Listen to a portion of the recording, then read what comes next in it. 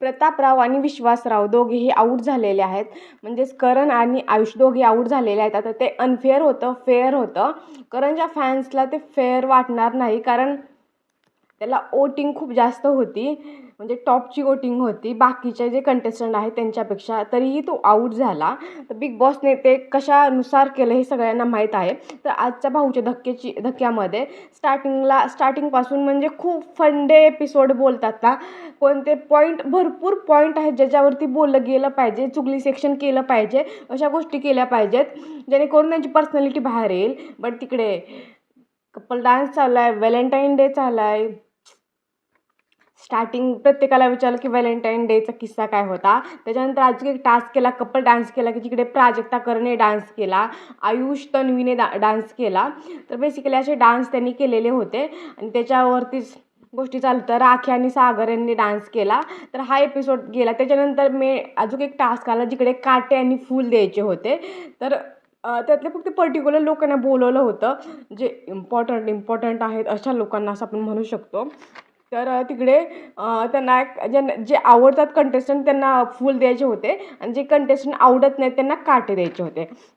तर सगळ्यात पहिलं मग ह्यातून ना खूप कमी जणांना बोलवलेलं होतं, म्हणजे खूपच कमी लोकांना बोलवलं असं आपण म्हणू शकतो. एवढ्या लोकांमधून 4 ते 5 लोकांना बोलवलं. त्याच्या अगोदर सगळ्यांना एक प्रभू, एक तन्वी आणि अनुश्री त्यांची बाहेर जी सोशल मीडियावरती रील ट्रेंडिंगमध्ये चालते ना, ती रील्स दाखवण्यात आली, जे खूप खुश झाले बाकीचे लोक. स्पेशली तन्वी आणि अनुश्री खुश झाली की आतापर्यंत आपण दुसऱ्याच्या वाईसवरती रील्स बनवायचो, आता स्वतःच्या वाईसवरती रील्स येत आहेत. ते तिने जे चोरलं होतं किंवा ते सोचा बोचा ते तन्वीचं होतं किंवा प्रभूचं चायचं, तर त्या रील्स खूप ट्रेंडिंगमध्ये आहेत. तर त्या रील्स दाखवल्या गेल्या, त्यामुळे ते खूप खुश झाले. तर गुलाबाचा जो टास्क होता काटा आणि फूल द्यायचा, तर सगळ्यात अगोदर अनुश्रीला बोलवलं आणि अनुश्री आता तिचा गेम चेंज करते आहे कम्प्लिटली. आता ती राखीच्या पाठीमागे करते असं मला वाटतंय. ती पण राखीसारखीच कधी ना कधी धोका देऊ शकते. तर ती राखीला गुलाब देते आणि खूप तारीफ, तू जेव्हापासून आली ना तेव्हापासून गेममध्ये काहीतरी रौनक आली आहे, एंटरटेनमेंट आलं आहे, या सगळ्या गोष्टी बोलते. आणि जे काटे आहे ते राकेशला देते, कारण तिच्याकडे दुसरं नाव नाही असं तिचं म्हणणं होतं. प्राजक्ताला बोलवलं जातं. प्राजक्ता जे फूल आहे ना ती करण, म्हणजे बेसिकली तिच्या ग्रुपला देते. करण, सचिन दादा आणि आयुषला देते. आणि जे काटे आहेत ना ती तन्वीला देते. त्याच्यानंतर विशालला बोलवलं जातं आणि विशाल पण सेम करतो. जे फूल आहे ना त्याच्या टोळीला देतो. रोशनदादा, अनुश्री आणि रुचिता तिकडे नव्हती. रुचिता पूर्ण धक्क्यामध्ये नव्हती. त्याच्यानंतर मग भाऊ बोलतात की रुचिताला बोलवा. मग रुचिताला फायनली धक्क्यावरती बोलवलं जातं आणि मग टोळीला तो गुलाब देतो. आणि काट्याची गोष्ट केली तर काटे राकेशला देतो. मला असं वाटतं की राकेश काही म्हणजे पूर्ण असा काय त्याचं कॉन्ट्रिब्युशन काहीच नाही, त्याचा एकही मुद्दा नसतो. त्यामुळे जो विशाल आहे ना त्याला प्रत्येक वेळेस त्याचं नाव घेऊन त्याला खूप मोठा बनवतो आहे. त्यामुळे ना विशालने पूर्ण अवॉइड करायला पाहिजे होतं की राकेशला सोडा. राकेश तुमचं कॉम्पिटिशन आहेच नाही, त्याच्यापेक्षा जास्त ओट्स तर बाकीच्या लोकांना पडत आहेत. त्यामुळे राकेशच्या ऐवजी तू दुसऱ्याला कोणाला तरी, जर तुला टार्गेट करायचं तर रोशनला कर भाई, म्हणजे त्याला ओट पण आहेत आणि जे गेम प्लॅन त्याचा दिसत नाही तो दिसून पण येईल. विशालचं इतकं डोकं चालते तर हे चालायला पाहिजे त्याचं डोकं. मग विशालचं कसं आहे, तो बाहेर त्याची खूप जास्त, किंवा बाहेर बोलण्यापेक्षा ना बिग बॉस त्याला खूप सपोर्ट करतात ना, त्यामुळे ते मे बी त्याला असेल की ते खूप मोठा कंटेस्टंट आहे बेसिकली, तर तो त्याला काटे देतो. त्याच्यानंतर राखी येते आणि राकेश, दीपाली, तन्वी, प्रभू बेसिकली त्या ग्रुपला आता पॉझिटिव्ह दिसतोय तो ग्रुप, तर त्यालाच देणार ना, तर त्याला ती रोजच देते. आणि जे काटे आहे ती प्राजक्ताला देते. आणि जे तिचं रिझन असतं ना, लिमिट क्रॉस करून जातं. तिकडे ते रिझन देते, काय रिझन देते की मला हे केलं आणि ते केलं. आणि तिथं त्यांच्या दोघीचं आर्ग्युमेंट चालू होतं की तू काय सांगितलं किंवा काय, म्हणजे असं चालू होतं की राखीचं म्हणणं होतं की तू मला सर्टिफिकेट देऊ नको, मी 12 फिल्म केल्यात, मी हे केलं. पॉईंट काय आहे? एक हप्त्यामध्ये गेममध्ये तू काय केलं, एक हप्त्यामध्ये तू काय बोलली. आणि सर्टिफिकेट तू लोकांना दिलेलं आहे, कॅरेक्टरचं दिलेलं आहे, बॉडी शेमचं दिलेलं आहे, त्याच्यावरती कोणी एक शब्द पण बोलला नाही, कारण एंटरटेनमेंटच्या नावाखाली या सगळ्या गोष्टी चालू होत्या. ती प्राजक्ताला बोलते की तू मला सर्टिफिकेट देऊ नको. तिनं तुला सर्टिफिकेट दिलं नाही, तू तिला देते. आणि तुला जसा राग आला की प्राजक्ता बोलली की हे काय आणलं बिग बॉस, हे बोलण्याने तुला राग आला. तू सेम गोष्ट रुचिताला त्याच्यापेक्षा जास्त लेवलची खालची गोष्ट बोलली की बिग बॉस हिच्यासारखी माझ्या घरात काम करायला येतात.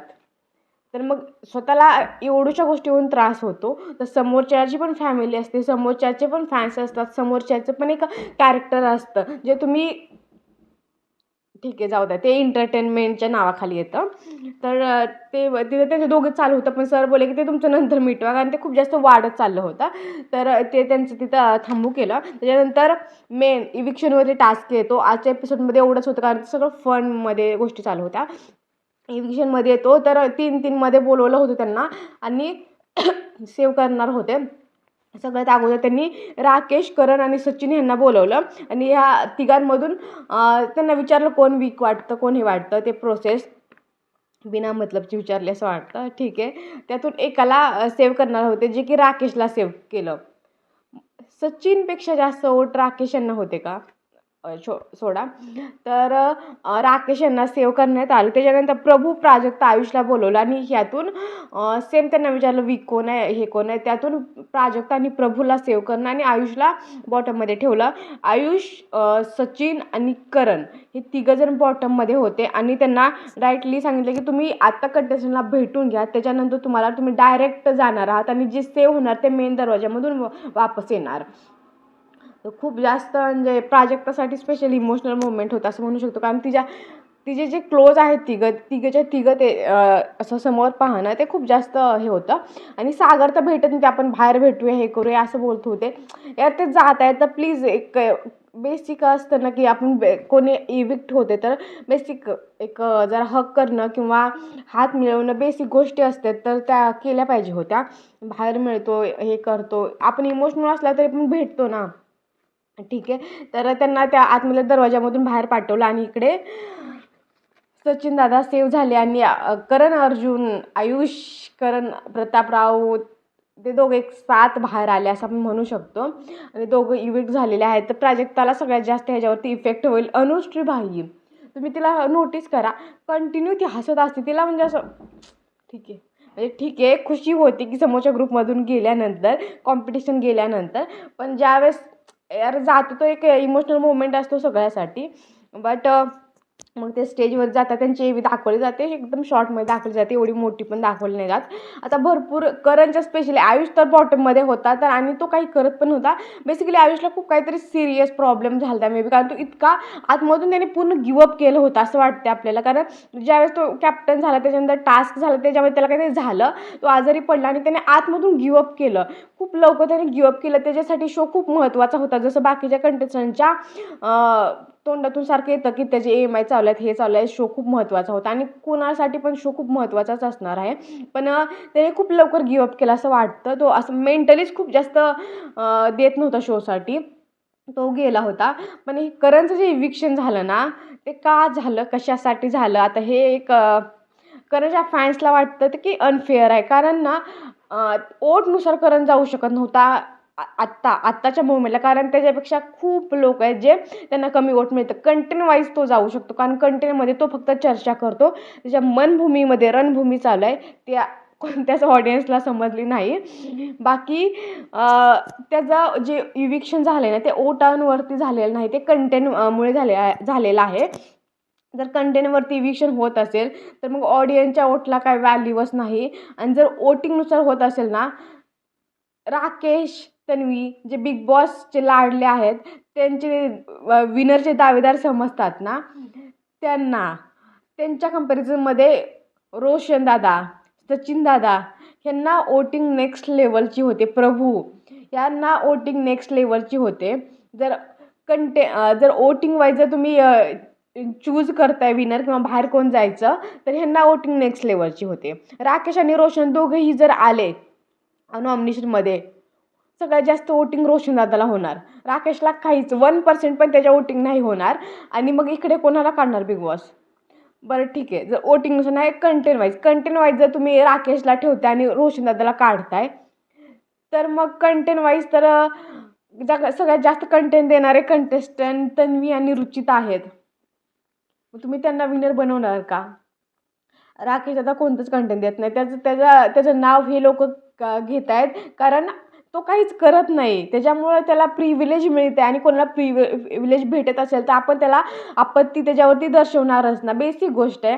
आणि आता बघूया, जाऊ द्या. आता करणचे फॅन्स थोडेसे नाराज असतील, पण जाऊ द्या. Show must go on. करणला खूप चांगल्या चांगल्या अपॉर्च्युनिटी मिळतीलच. तर त्याला पण एवढं वाईट वाटत नाही कारण त्याला त्याला एक एक्सपिरियन्स घ्यायचा होता, त्याने तो घेतलेला आहे आणि त्याच्याकडे खूप पैसे आहेत. जाऊ द्या. करणच्या फॅन्सला फक्त सांगते की जाऊ दे, करण दुसऱ्या शोमध्ये काहीतरी येऊ शकतो किंवा खूप चांगल्या गोष्टी करून आपल्याला हसवू शकतो. त्याचे रील्स चालू असतात. तर त्याच्यामुळे तुम्हाला तो रोज पाहायला भेटेलच. आता तुम्ही बिग बॉस बघून घ्या. करण नाही तर दुसरं कोणाला तरी सपोर्ट करा. प्राजक्ताला सपोर्ट करू शकता. आता मला असं वाटेल की प्राजक्ताचा गेम आता खुलणार आहे. कारण आता करणसोबत तिथे ते कम्फर्ट लेवल बनला होता, जो आता ब्रेक झालेला आहे. आता प्राजक्ता खुलून येईल असं मला तरी वाटतं. तर आजचा भाऊचा धक्का एवढाच होता. तुम्हाला कसा वाटला ते कमेंट सेक्शनमध्ये नक्की सांगा.